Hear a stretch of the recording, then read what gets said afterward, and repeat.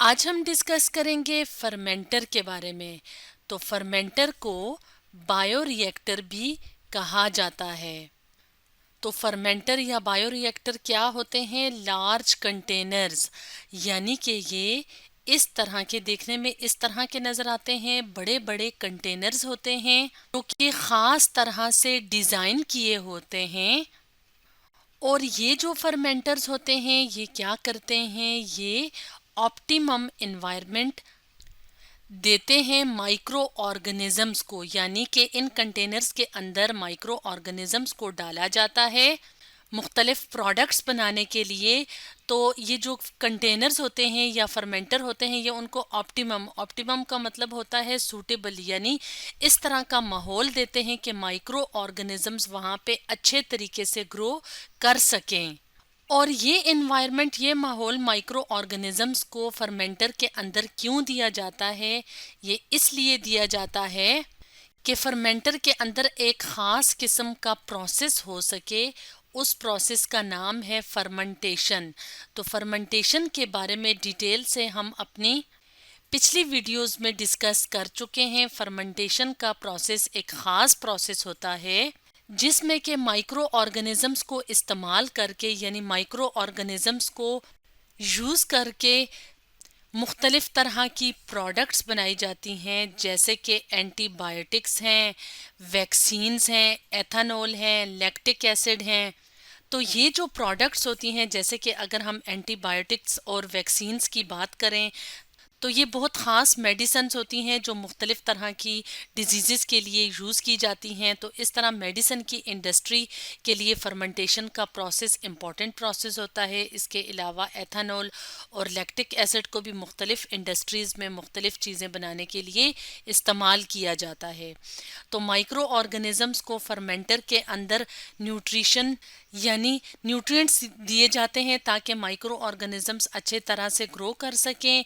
और उसके नतीजे में क्या होता है कि माइक्रो ऑर्गेनिजम्स अपने न्यूट्रिएंट्स तो ले लेते हैं, उसके बदले में जो केमिकल रिएक्शन होता है उसमें मुख्तलिफ तरह की जो प्रोडक्ट्स हैं वो बनती हैं और उन प्रोडक्ट्स को मुख्तलिफ इंडस्ट्रीज़ में यूज़ किया जाता है।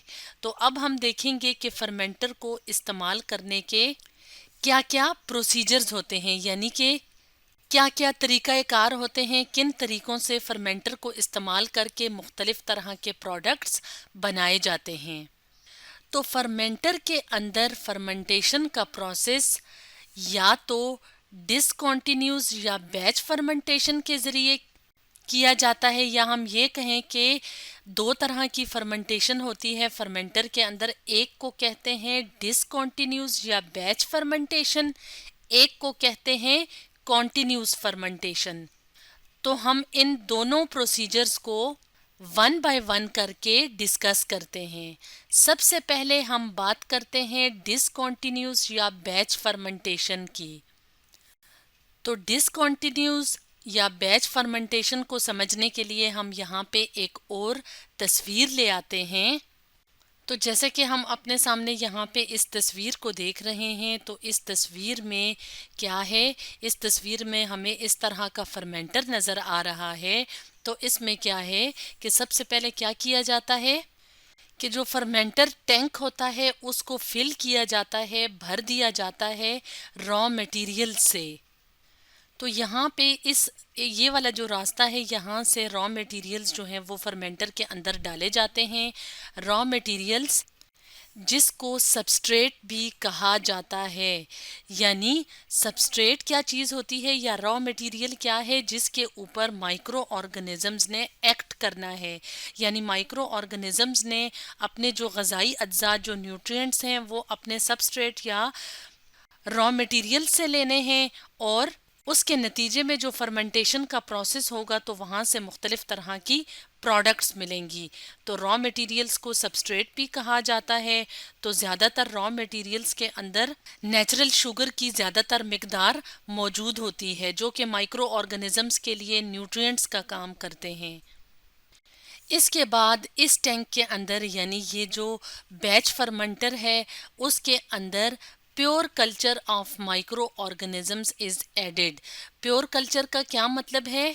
यानी इसमें वही माइक्रो ऑर्गेनिजम्स होंगे जो फर्मेंटेशन के लिए इस्तेमाल होते हैं। और कल्चर क्या होता है? कल्चर वो चीज़ होती है बायोलॉजी में, अगर कल्चर की बात करें, कि जिसको लेबॉर्ट्री के अंदर ख़ास तरह के एनवायरनमेंट में ग्रो किया जाता है। यानी अगर माइक्रो ऑर्गेनिज्म के कल्चर की बात करें तो लेबॉर्ट्री के अंदर ख़ास एनवायरनमेंट में, ख़ास पीएच में, ख़ास टेम्परेचर पे उन माइक्रो ऑर्गेनिजम्स को ग्रो करवाया जाता है।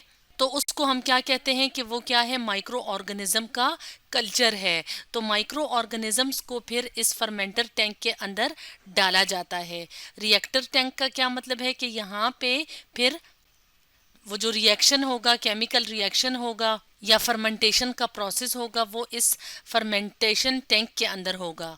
और ये वाला जो रास्ता है, ये वाला, तो यहाँ से अंदर हवा जो है वो मूव करती है और बाहर भी निकल सकती है और अंदर भी जाती है। तो ये एयर यानी हवा का रास्ता है।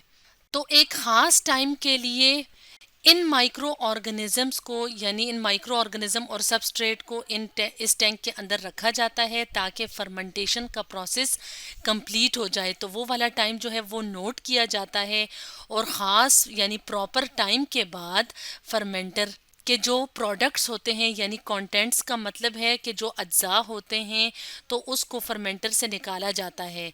यानी यहाँ पे अब फर्मेंटेशन का प्रोसेस हो गया है, तो यहाँ से जो है वो इस वाले रास्ते से प्रोडक्ट्स को निकाला जाता है, जो फर्मेंटेशन प्रोडक्ट हमने वीडियो के स्टार्ट में डिस्कस किए थे।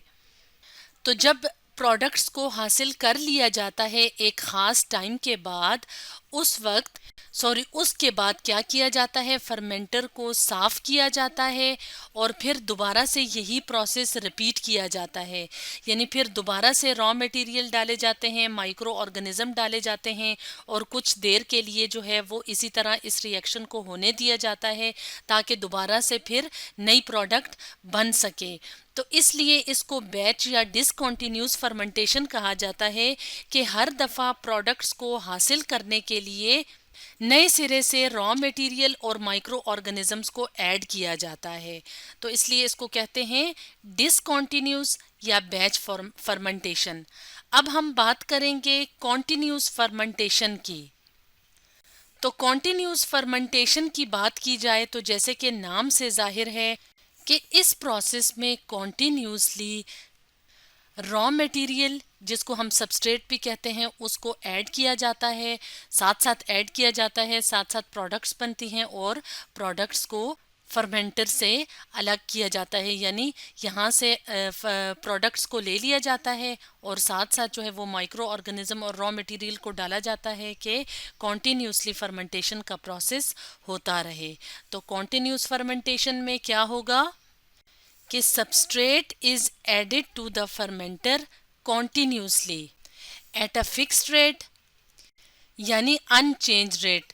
इस बात का ये मतलब है कि पहले से ही प्रोसीजर जो है वो नोट डाउन किया होगा कि इतना सबस्ट्रेट डालना है, इतना प्रोडक्ट लेना है और हर दफ़ा जो है वो जब रॉ मटेरियल डाला जाएगा तो उसको फिक्स रेट पे यानी अनचेंज रेट पे ऐड किया जाएगा। इससे क्या होगा? इससे ये होगा यानी कि मुसलसल रॉ मटेरियल जो है उसको फिक्स रेट पे जब ऐड किया जाएगा तो अंदर जो माइक्रो ऑर्गेनिजम्स होंगे उनका जो ग्रोथ फेज़ होता है, यानी कि जब वो ग्रो कर रहे होते हैं, न्यूट्रिएंट्स को ले रहे होते हैं, तो उनको कॉन्टिन्यूसली न्यूट्रिएंट्स यानी कि ग़ज़ाई अज्जा मिलते रहेंगे। यहाँ पे इस फर्मेंटर को इस तस्वीर की मदद से देख भी लेते हैं। यहाँ पे फ्लो रेट कंट्रोल वेल्व यानी ये एक बटन या नॉब सा लगा हुआ है जिससे कि जब ज़रूरत होगी तो फिर रॉ मटेरियल को यहाँ से अंदर आने दिया जाएगा। ये एयर यानी कि हवा के लिए रास्ता है। ये स्टीयरिंग अपरेटस है यानी जो कि रॉ मटेरियल और माइक्रो ऑर्गेनिजम्स को साथ साथ स्टीयर कर रहा है यानी हिला रहा है, मिक्स कर रहा है। यहाँ पे क्या है? कल्चर यानी माइक्रो ऑर्गेनिज्म का कल्चर मौजूद है। ये एयर ओपनिंग है और साथ साथ यहाँ पे ये जो बाहर की तरफ ये छोटी सी नाली नज़र आ रही है, इससे फर्मेंटेशन प्रोडक्ट्स और बैक्टीरियल कल्चर को यहाँ से अलग किया जाता है। तो फर्मेंटेशन प्रोडक्ट को कॉन्टिन्यूसली हासिल किया जाता है कॉन्टिन्यूस फर्मेंटेशन के प्रोसीजर से। تو اس طرح سے فرمنٹر کو استعمال کرنے کے کون کون سے پروسیجرز ہوتے ہیں، جیسے کہ ہم نے ڈسکس کیا، ایک کو ہم نے کہا ڈسکنٹینیوس یا بیچ فرمنٹیشن، اور ایک کا نام ہے کنٹینیوس فرمنٹیشن۔ تو اب ہم یہ دیکھ لیتے ہیں کہ فرمنٹر کو یوز کرنے کے کیا کیا ایڈوانٹیجز ہیں، کیا کیا فائدے ہیں۔ تو فرمنٹرز جو ہوتے ہیں ان کا آٹو کنٹرول سسٹم ہوتا ہے، یعنی ایسا نہیں ہوتا کہ مینولی جو ہے وہ پرسن ہر دفعہ ہر ٹائم یہاں پہ کھڑا رہے اور اس کو آپریٹ کرتا رہے، بلکہ یہاں پہ فرمنٹرز کے اندر آٹو کنٹرول سسٹم کا مطلب ہے سینسرز لگے ہوں گے، کمپیوٹرائزڈ پروگرام ہوگا جس کو سیٹنگ کر کے جو ہے وہ پھر فرمنٹیشن کا پروسیس کیا جائے گا۔ تو اس طرح سے یہ اس کو مینیج کرنا، اس کو ہینڈل کرنا آسان ہوگا۔ تو فرمنٹرز کا آٹو کنٹرول سسٹم ہوتا ہے۔ تو اس آٹو کنٹرول سسٹم کا فائدہ یہ ہوگا کہ باہر انوائرمنٹ میں جو چینجز ہو رہی ہیں تو اس کا جو ہے وہ اثر مائکروبیل گروتھ کے اوپر نہیں ہوگا، یعنی اس فرمنٹر کے اندر جو مائکرو آرگنزمز گرو کر رہے ہیں تو اس آٹو کنٹرول سسٹم میں اس طرح سے سیٹنگ کی ہوگی کہ باہر کا انوائرمنٹ جو ہے وہ اندر مائکرو آرگنزمز کو افیکٹ نہ کرے، یعنی اس کو نقصان نہ پہنچائے۔ اس کے علاوہ فرمنٹر کو استعمال کرنے کا ایک اور فائدہ یہ ہے کہ جب پروڈکٹس بنتی ہیں تو ان کو سیپریٹ کرنا، یعنی ان کو الگ کرنا آسان بھی ہے اور سیف بھی ہے، یعنی محفوظ بھی ہے۔ اس کے علاوہ ایک اور فائدہ، ایک اور ایڈوانٹیج یہ ہے کہ فرمنٹر کے اندر اناکولیشن کرنا، یعنی مائکروبز یا مائکرو آرگنزم کی اناکولیشن کرنا ایزی ہے۔ اناکولیشن کا کیا مطلب ہے کہ انٹروڈیوس کرنا، یعنی مائکروبس یا مائکرو آرگنزمس کو ادھر اندر جو کلچر ہوتا ہے، جو را مٹیریل ڈالا ہوتا ہے اس کے اندر انٹروڈیوس کرنا یا یہاں پہ انٹر کرنا آسان ہوتا ہے۔ اس کے علاوہ ایک اور ایڈوانٹیج فرمنٹر کا یہ ہے کہ ان کو انسٹال کرنا، یعنی ان کو جو ہے وہ لگانا، یعنی یہ جو فرمنٹر کے پلانٹس ہوتے ہیں ان کو لگانا آسان ہے اور یہ تھوڑی کم جگہ گھیرتے ہیں، یعنی ان کو لگانے کے لیے کم جگہ کی ضرورت ہوتی ہے۔ تو اس طرح سے فرمنٹر کو استعمال کرنے کے کافی زیادہ فائدے ہوتے ہیں اور اس کے نتیجے میں پروڈکٹس بھی ہم سیفلی یعنی محفوظ طریقے سے حاصل کر سکتے ہیں اور آسانی سے یہاں سے پروڈکٹس لے سکتے ہیں۔ تو اس طرح سے آج کی ویڈیو میں ہم نے فرمنٹرز کے بارے میں ڈسکس کیا۔